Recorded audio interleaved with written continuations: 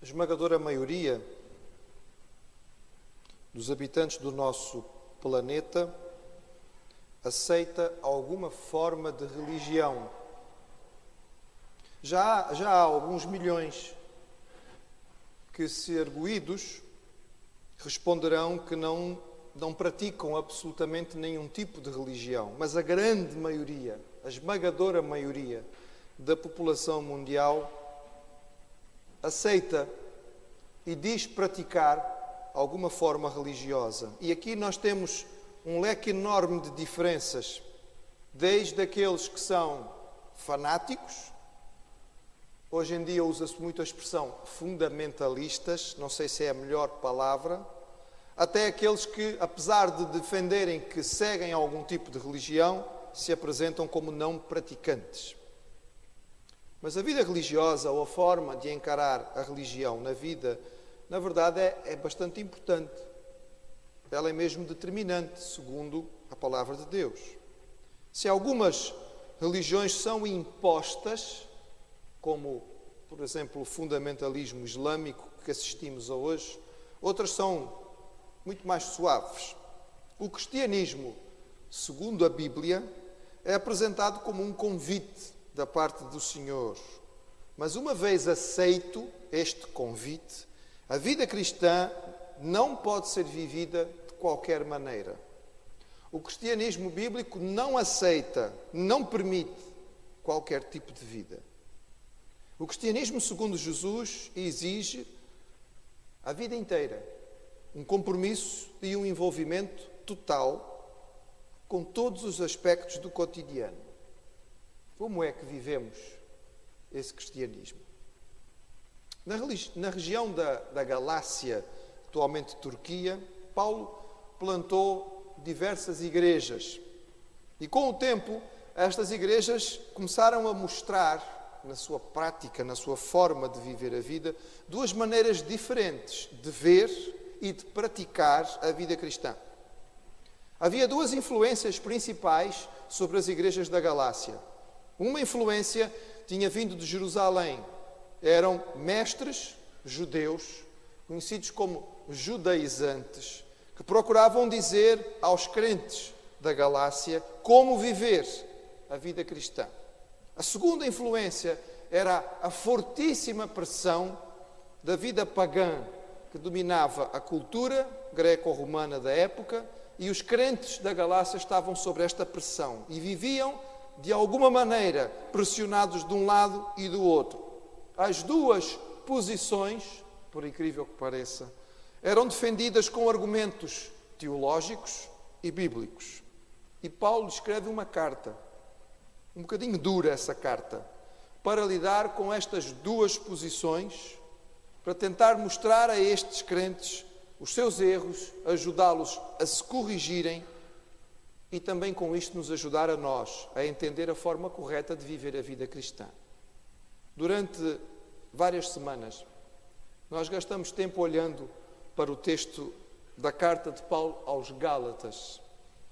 E digo aos irmãos que hoje estaremos olhando pela última vez, como resumo, tentando guardar bem estas duas posições principais da Igreja da Galácia e permitindo ao Senhor nos ajude a não cair em nenhuma delas.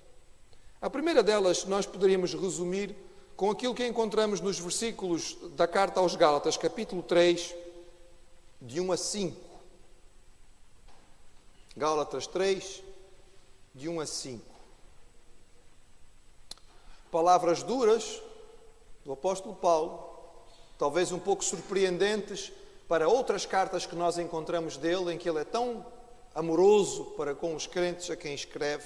Aqui ele está mesmo no auge da sua argumentação e parece que quase que perde a paciência e diz aos crentes da Galácia, capítulo 3, verso 1: ó tolos, ó insensatos Gálatas, quem vos enganou? Quem vos fascinou para não obedecerdes a verdade? A vós, perante os olhos de quem Jesus Cristo foi já representado como crucificado. Só quisera saber isso de vós. Recebestes o Espírito pelas obras da lei ou pela pregação da fé? Sois vós tão insensatos que tendo começado pelo Espírito, acabeis agora pela carne? Será em vão que tenhais padecido tanto, se é que isto também foi em vão? Aquele, pois, que vos dá o Espírito e que obra maravilhas entre vós, falo pelas obras da lei ou pela pregação da fé? E todas estas perguntas são retóricas e respondidas claramente, porque a pergunta já deixa óbvia a resposta. Curioso, e eu queria que os irmãos guardassem isto, curioso notar que as duas formas extremas que o apóstolo Paulo verificava na vida cristã das igrejas da Galácia são ambas chamadas por ele de viver na carne. E aqui viver na carne não significa comer muito churrasco, não, significa viver na força humana. A carnalidade aqui era a força humana, era a capacidade humana. E ele diz mesmo, vocês começaram pelo Espírito, agora querem continuar a viver a vida cristã pela carne. E é curioso que ele chame esta posição de carnal, porque muita gente interpreta como carnal algo completamente diferente, que vamos ver na segunda posição, e não nesta.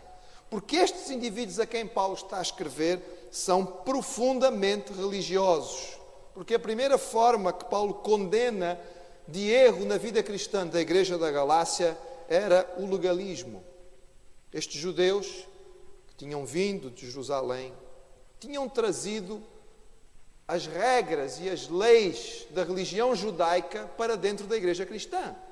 Eles diziam, o quê? Vocês são salvos? Estão salvos, estão. Têm garantia da vossa salvação? Temos. E como é que tem? Nós cremos em Jesus. Jesus morreu na cruz por nós. Muito bem.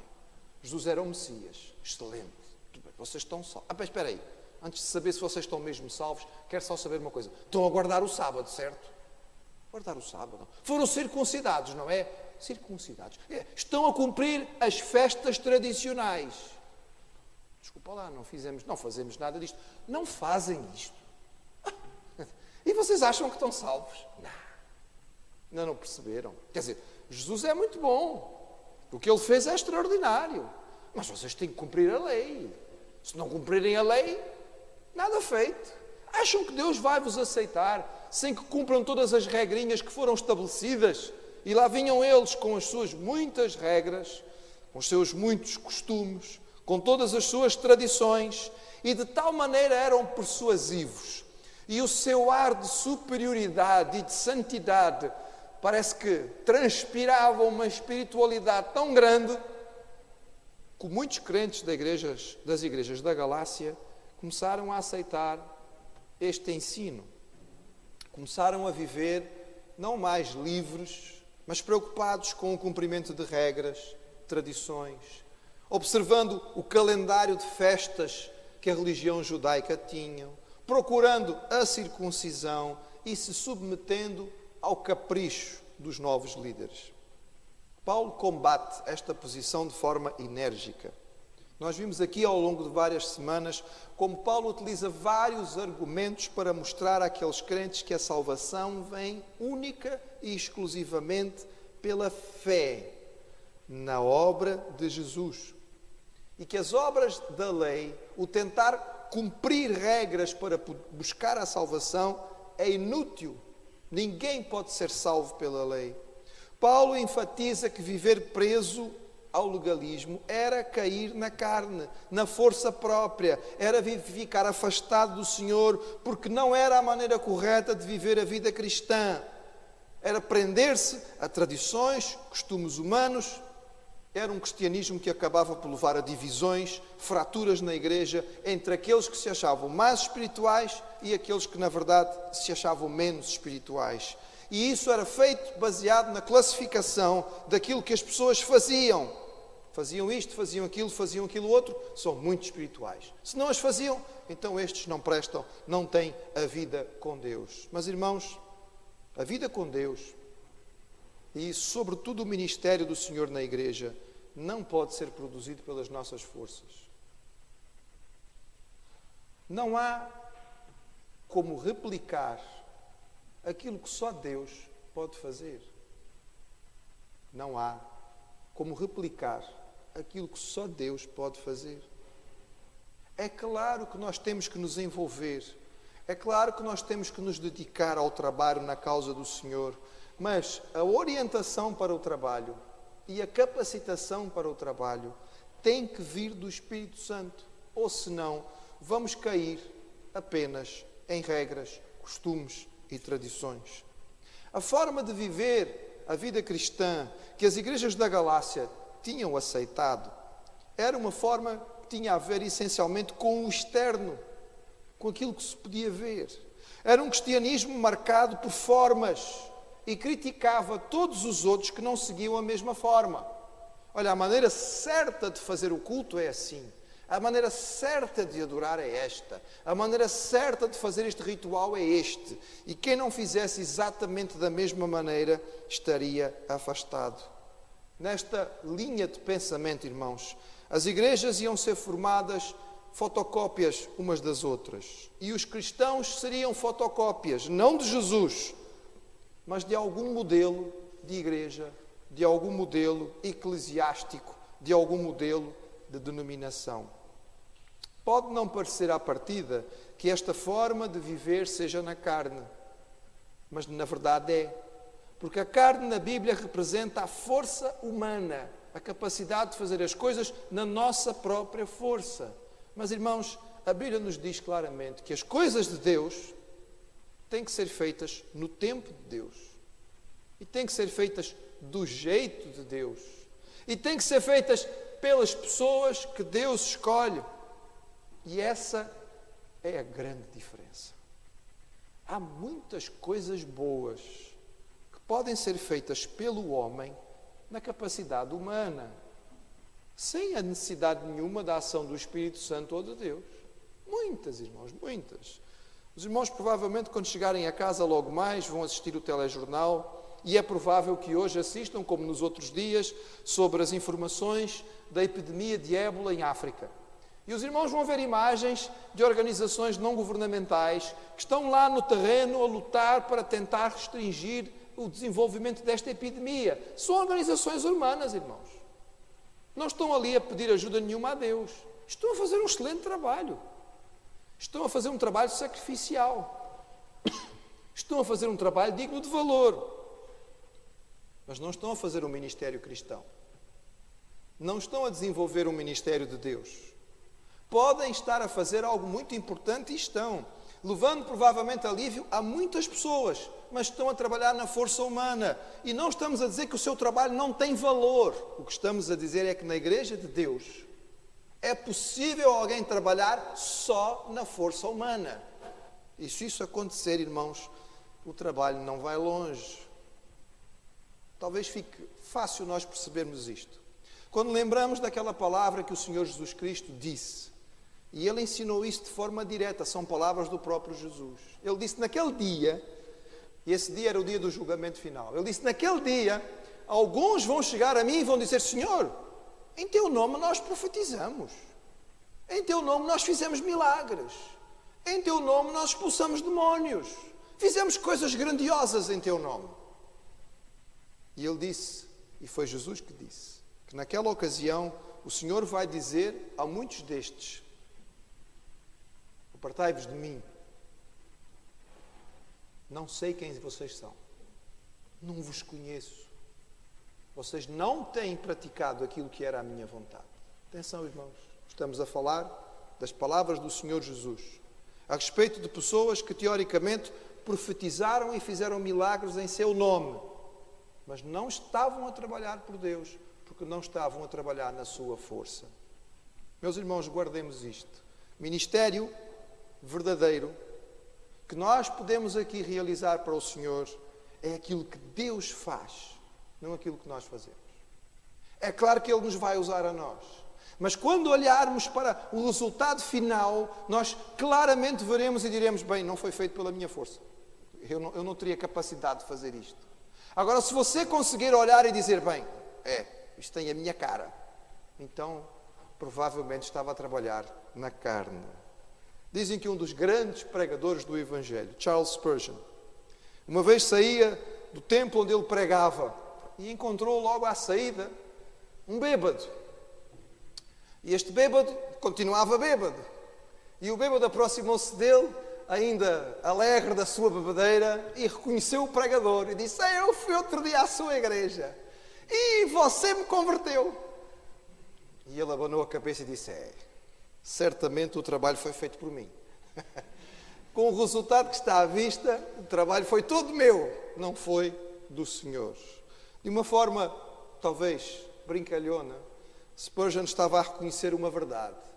As conversões feitas pelo homem, irmãos, só dão nisto. Mas o ministério real vem do Senhor. Esta é uma possibilidade para uma vida cristã que não é aquela que Deus procura. É a tentativa de fazer as coisas do Senhor apenas na nossa própria força. O apóstolo Paulo diz aos crentes da Galácia que esta forma de trabalhar é carnal.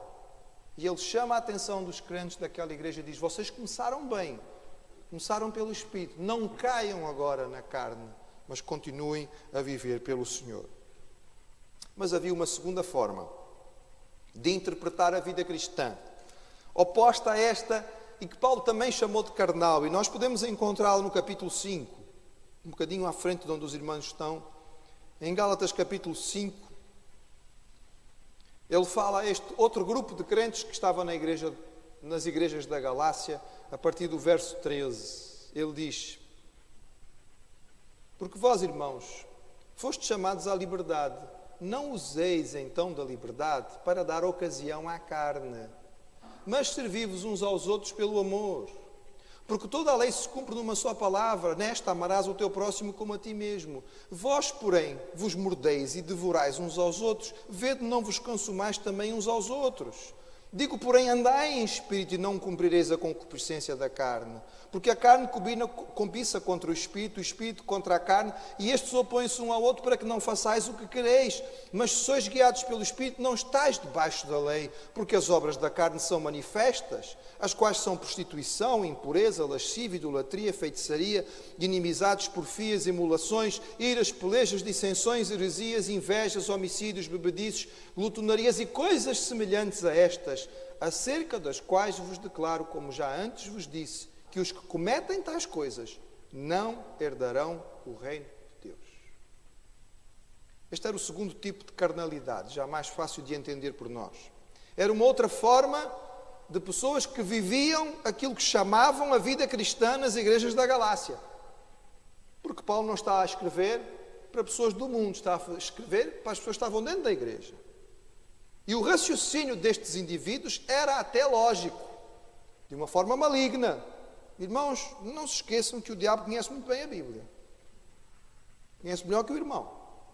Conhece melhor do que eu. Tem muitos anos de experiência em torcer e a mudar a sua interpretação. Já repararam que todas as seitas se baseiam na Bíblia? Não há nenhuma seita que inventa algo completamente novo. Vai buscar a palavra de Deus, apresenta o texto na mão, vem por vezes com a Bíblia em punho. Então, qual era o raciocínio deles? Diz assim, bem, nós somos salvos pela fé, certo, Paulo? Sim, somos salvos pela fé. Muito bem. Então quer dizer que nada daquilo que nós fazemos contribui para a nossa salvação? Não, nada daquilo que nós fazemos pode contribuir para a nossa salvação. Muito bem. E Deus nos ama? Sim, Deus nos ama. E o amor de Deus é grande? O amor de Deus é muito grande. É incondicional? Sem dúvida que o amor de Deus é incondicional. Então é assim, Paulo, já que nós fomos salvos pelo Senhor, fomos eleitos por Ele, já que o amor de Deus não pode mudar e Ele nos ama incondicionalmente, então não interessa como nós vivemos. Podemos viver à vontade. Podemos viver como quisermos. Continuamos salvos. A salvação não depende daquilo que a gente faz. Então vamos aproveitar à vontade. E a pressão da cultura local era tão forte que estes indivíduos, baseados neste raciocínio, eu repito, maligno, viviam o máximo da libertinagem na cultura pagã. Prostituição, idolatria, bebedeira, comilanças faziam parte do seu cotidiano e eles não aceitavam ser repreendidos. Provocavam os outros cristãos, chamando-os de tolos porque buscavam a santidade. Entravam em choque com os legalistas que rapidamente os condenavam.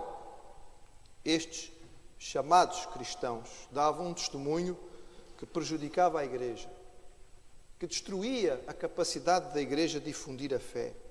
Afastavam e escandalizavam aqueles que ainda não eram crentes. E não raramente nós encontramos o mesmo tipo de raciocínio hoje em dia. Não que talvez olhemos para dentro da igreja e vejamos muita gente vivendo em escândalos públicos, necessariamente. Mas, infelizmente, irmãos, tanta gente toma o nome de Cristo e vive como se Deus, na verdade, não existisse. E vive como se aquilo que Jesus disse não fosse importante. Se dizendo cristãos, eles vivem o dia a dia com total desconhecimento da palavra. Não mostram qualquer temor de Deus. Aceitam qualquer coisa dentro da igreja. Não fazem avaliação bíblica das suas próprias vidas. Não vão buscar os critérios daquilo que o Senhor ensinou na sua palavra para verificar se o seu caminhar está correto ou não.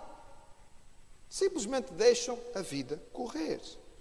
São pessoas que se dizem cristãos, mas que vivem o seu cotidiano como se Deus, na prática, não tivesse nada a ver com eles. Falam, reagem, trabalham, divertem-se exatamente da mesma maneira daqueles que não seguem a Jesus. Estão a viver na carne.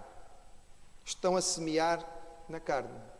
E o apóstolo Paulo chama nesta carta a atenção deles e diz: atenção, Deus não se deixa escarnecer. Aquilo que o homem semear, isto também ceifará. E ele diz claramente a estas pessoas: aqueles que praticam estas coisas não herdarão o reino de Deus. Nós somos chamados, irmãos, na vida cristã, a um compromisso com o Senhor. Compromisso de vida, que nos leva a procurar viver segundo a vontade de Deus e para a sua glória. E as perguntas que nós devemos fazer são perguntas repetitivas, que nós fazemos com frequência e que tornamos a repetir a nós mesmos. Será que aquilo que eu faço na minha vida agrada a Deus? Será que eu estou a viver de um modo que exalta ao Senhor? Será que eu estou a fazer as coisas dele na sua própria força e capacitado pelo Espírito Santo? Será que eu estou a cumprir o propósito pelo qual o Senhor me colocou na terra?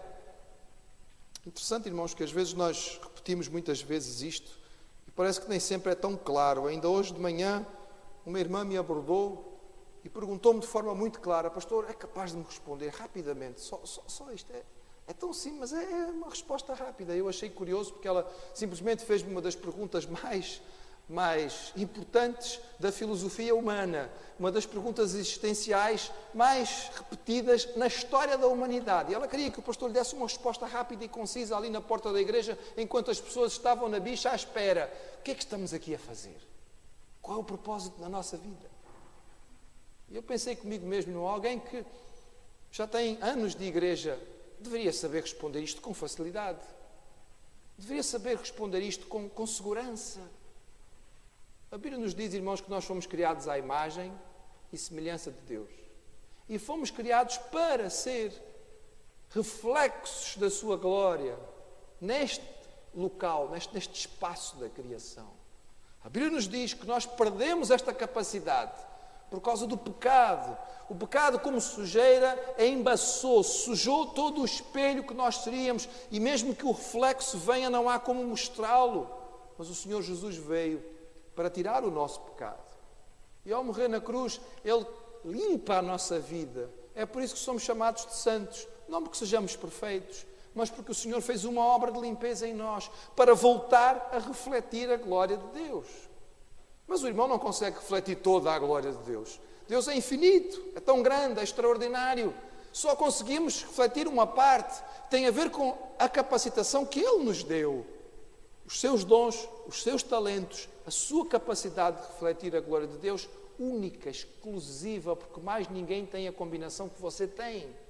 E o propósito que Deus tem para a sua vida é que possa refletir a glória do Senhor desta maneira, abençoando, alcançando, mostrando a imagem e semelhança de Deus àqueles que estão à sua volta. Este é o nosso propósito na vida, para isso nós fomos salvos. Compreendendo isto, nós vivemos como Deus deseja, e quando nós somos usados pelo Senhor, nós acabamos por permitir que Deus faça em nós o verdadeiro ministério, e fica evidente que aquilo que está a acontecer é de Deus.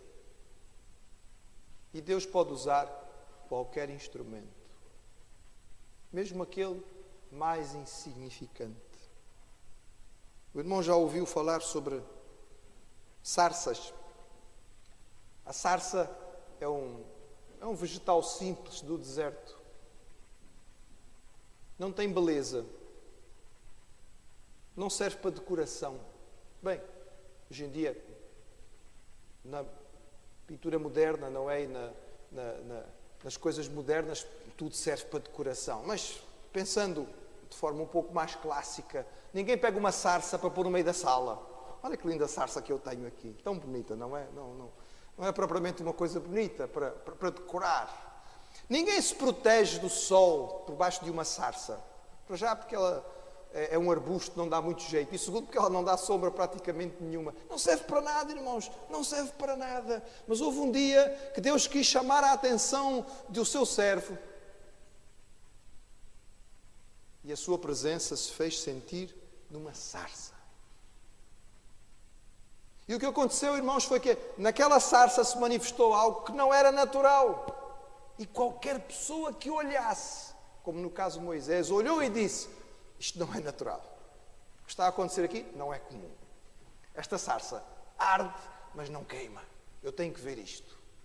E quando ele se aproximou, descobriu que aquela sarça insignificante estava a ser instrumento nas mãos de Deus. Meu querido irmão, minha irmã, queremos ser esse tipo de instrumento? Podemos arder sem queimar. E quando as pessoas olharem para nós, elas vão perceber e tirar esta conclusão: eu tenho que ver isto mais de perto. Porque o que está a acontecer aqui não é natural. Não é natural. Não é comum. Não é humano. Não é força só de alguém. Não é só magnetismo desta pessoa. Eu preciso chegar mais perto para ver. E quando chegar, irmãos, estarão entrando, como Moisés entrou naquele dia, na presença do Senhor. Paulo dizia numa outra carta: vós sois templos do Espírito.